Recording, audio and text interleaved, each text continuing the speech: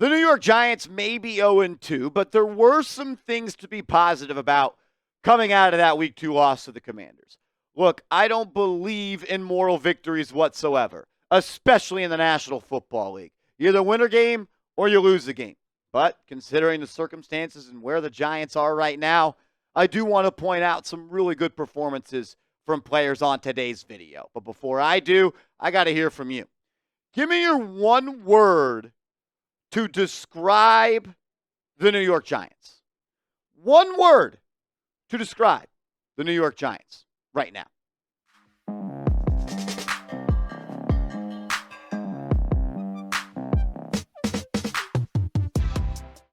You're watching Giants Now by Chat Sports. I am your host, Marshall Green. Appreciate everybody for stopping by. It's easy to close the book when you're 0-2, but this is where the real fans stand up. They continue to rep their team. They continue to rep their squad because they are real ones. I've got 3 winners, and I've got 2 losers. So I'm trying to be a little bit more positive. I think the biggest winner on the defensive side of the ball for the Giants against the Washington Commanders was rookie slot corner Andru Phillips. This is a guy that I think might be a long-term piece on this defense. He was all over the football field for Big Blue. 12 tackles, 2 tackles for loss. He had a sack. He just plays the football game the way you're supposed to. Downhill, physical, aggressive, not scared. It's almost like it's the complete opposite of the way Shane Bowen wants to play defense. But he looks sticky in coverage. He looked good in run defense. The Giants haven't played in the box sometimes. I think I can make the argument that through 2 weeks, the best 2 players on the Giants defense have been Dexter Lawrence and Andru Phillips. He forced a forced fumble in Week 1, and he was all over the football field in Week 2 at a crucial red zone sack. All over the field. I think he will continue to get better and better in coverage, but the early signs of return on this pick are positive, and it might just be the best value pick of the Joe Shane era, 3rd-round pick, rookie slot corner, Andru Phillips. And he's getting love from everybody. All of the draft experts are talking about him, and even Ryan Clark, once a Giant, always a Giant, former Giant, says Andru Phillips is going to be an absolute stud at the nickel position in this league. And then D. Phillips responded, "That's love. Appreciate you, OG." Very excited and very encouraged by the way that he has played football over the first 2 weeks. And the Giants got a steal on him. Want to continue to see him grow in coverage. I love the physicality. I love the tenacity. And the dude plays downhill, not afraid to tackle somebody. What about when Austin Eckler tried to tap the Y button, go over the top? Andru Phillips met him up top, brought him down, got injured a little bit, came back, and he continued to make plays for this defense who desperately needed it. The biggest loser from yesterday's game was Brian Daboll. For the third time, Brian Daboll has gone into a game with Graham Gano hurt and no backup plan. He did it against Washington last year. He did it against the Jets last year. And he did it again yesterday against Washington. My patience level for the incompetence when it comes to not being able to select your game day roster right to give your team the best chance to win is going to make me stroke out. If Dan Duggan from the press box can see that Gano didn't look comfortable at all during warmups, wincing after most kicks, and then he cut his pregame warm-up short and jogged off the field, you would think Brian Daboll would know that, considering they put him on the injury report on Friday. So you went to bed Friday night and Saturday night, Brian Daboll, with a chance to collect, dream, and think that maybe you need to go call up the guy that you have on your practice squad. But you didn't do that. You know what you did? You made a fool of yourself in the post-game press conference. This man stared down a beat reporter like he was going to knock him out because he asked Brian Daboll, "Are you confident that you will be able to keep this job? Are you worried about your job security?" He's a punk for that. He stared down a beat reporter like he was going to beat him up because he asked him a question about his job security because the Giants are 0-2 and you were one of the worst teams in the National Football League last year. This feels like it's about to get off the rails. It does. I feel like Brian Daboll is losing the locker room. I feel like he is losing the respect of his players.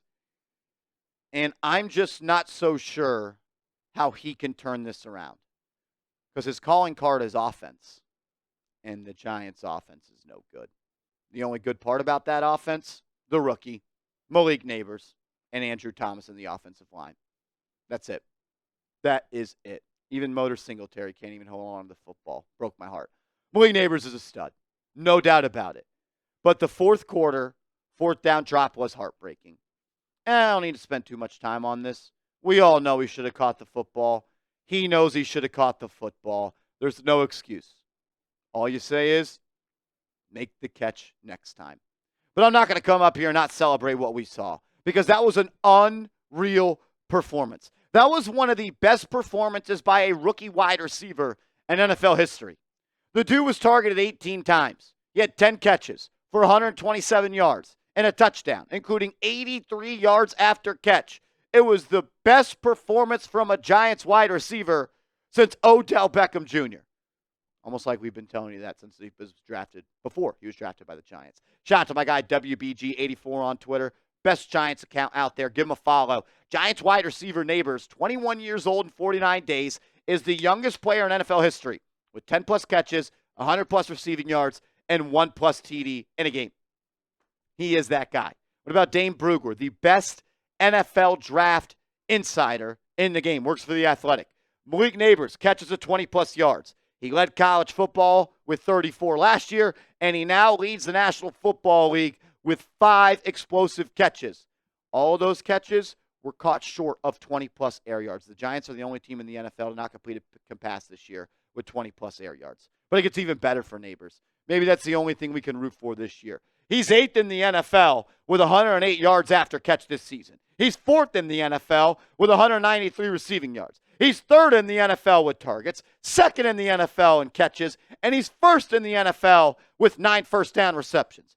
This guy is a stud. The Giants got one of them ones. He is your wide receiver one of the future, and I am just praying every night before I go to bed that the Giants can get a quarterback that can elevate his future. Because if you can, you are going to be cooking for a long time on offense. Show Malik Nabers some love. I know it hurts. The loss hurts. It really sucked. It did. But you know what? We weren't in that game if it wasn't because of him. He drove us all the way there, and he made one wrong turn. He'll improve, and he will be better because of that drop yesterday. If you've got the rookies back, type those ones, his jersey number, down in the comment section.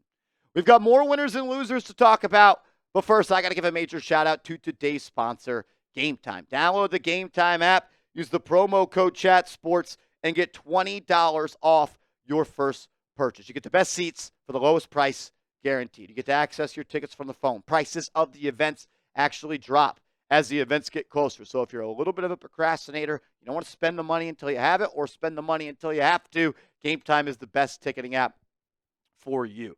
It's super user-friendly. And they have awesome features that they have that are going to make sure you get the best price guaranteed. GameTime Picks. It isolates and creates a personalized feed. That way your feed makes it that much easier to go watch your favorite team, your favorite band, your favorite artist go perform. Also, the all-in pricing feature. No one likes getting to checkout and getting smacked upside the head with all of these hidden fees. GameTime, they do not do that. You can see that the price that they are showing is the price that you are going to pay.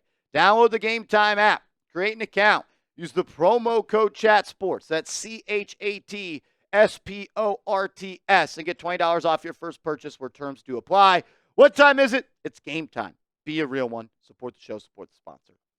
The second biggest loser from yesterday's game was Shane Bowen, which also means that Brian Daboll is once again a loser because Brian Daboll handpicked Shane Bowen to be his defensive coordinator.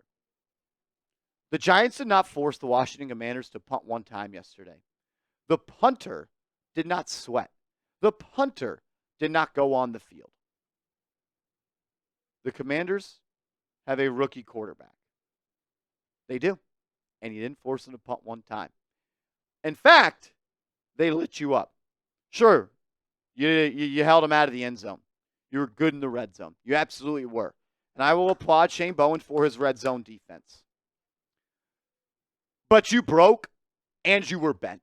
You gave up 425 yards, 6.2 yards per play.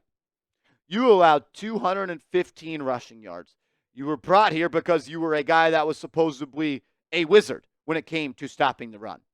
That was just Mike Vrabel. You didn't force an interception. You didn't force a turnover. You didn't one time force the punt unit out there, and you let them pick up third and long after third and long after third and long. They held the ball for 38 minutes yesterday. They had the ball for 23 minutes in the first half. What about the Giants' defense on third down? On 3rd and 6+ versus Washington. Defensive holding, 9-yard run, 13-yard run, then a sack, but then a 14-yard run, then a 16-yard run, and a 20-yard pass. And then finally, an incomplete pass, but it was just death by 7 field goals. What about as the game continued to roll on? You tried to get off the field on third down. You tried to stop the run, but you just simply could not do it. Through 2 games, the Giants are once again at the bottom of every important statistic for a defense. Points allowed, tied for 27th. Yards allowed, tied for 27th. Passing yards allowed, 19th. Rushing yards allowed, 28th. Yards allowed per play, 28th. And the one that upsets me the most, opposing third down percentage. The Giants are allowing third down conversions at the 23rd worst rate in the National Football League. They have been good in the red zone. Got to give them their flowers there. That's what Shane Bowen was known for, being a good defensive coordinator and generating stops in the red zone. But if you let him get down there every drive, it does not matter. 7 drives, 7 field goals, 0 punts, 0 turnovers. You will never win a football game like that, especially when they out-time you when it comes to possession in the fashion that they did. The last winner I want to spend time on here on today's video is the New York Giants offensive line. Because here on this channel, I have been very critical of the offensive line, and they deserve their flowers today. They played their tails off. Carmen Brasillo has done a hell of a job with this offensive line. They allowed just 8 pressures, just 4 QB hurries, only 3 QB hits, and 1 sack. In that sack, that was a coverage sack. They charged that to Andrew Thomas. That was a coverage sack. That was not a sack by Andrew Thomas. I mean, through 2 weeks, 1 sack, 2 sacks. 2 sacks through 2 weeks have been charged to the offensive line. That is awesome. Just need a guy to manipulate the pocket a little bit better. 1 QB hit out of Runyon, 2 pressures out of JMS, 4 pressures out of Van Roten, and just 2 pressures out of our new right tackle, Jermaine Illuminor. Major shout out to Carmen Brasillo. Giants offense is elevated on the offensive line. The Raiders have now become the worst offensive line and the worst rushing attack in the National Football League. I can give flowers where they're supposed to be given. And I give a round of applause for Brian Daboll for finally getting the offensive line coach hire right. He missed on the first one, but you know what? He got it right on the second one. And I'm just glad he got it right. Because Carmen Brasillo, he has changed life for this offensive line. I need everyone to like today's video, because if you're proud of this offensive line, hit that thumbs up icon. They gave up 85 sacks last year. 85 sacks last year. And they're already doing much better. Much, much better. Drastic improvements. Great signing by Joe Shane and Jermaine Illuminor. We told you that it was going to happen before it did, and that it should happen. John Runyon has played all right. You went out and made a big-time move for Greg Van Roten prior to preseason opening up. I am happy with the way the offensive line played. If I had to gift one more winner for yesterday's game, it would be Deonte Banks. Deonte Banks played his tail off. He competed, man. He followed Terry McLaurin around all day yesterday. McLaurin finished with 6 catches for 22 yards. Major shout-out to Deonte Banks. Chirping, playing physical. Loved what I saw from Tay. Banks were closed. Make sure you are following me on social media. I'm on Twitter. I'm on IG, @MarshallGreen_. I'm posting, I'm tweeting every day about Big Blue, and I'm always down to have a talk about it. So hit me up, and let's go, G-Men.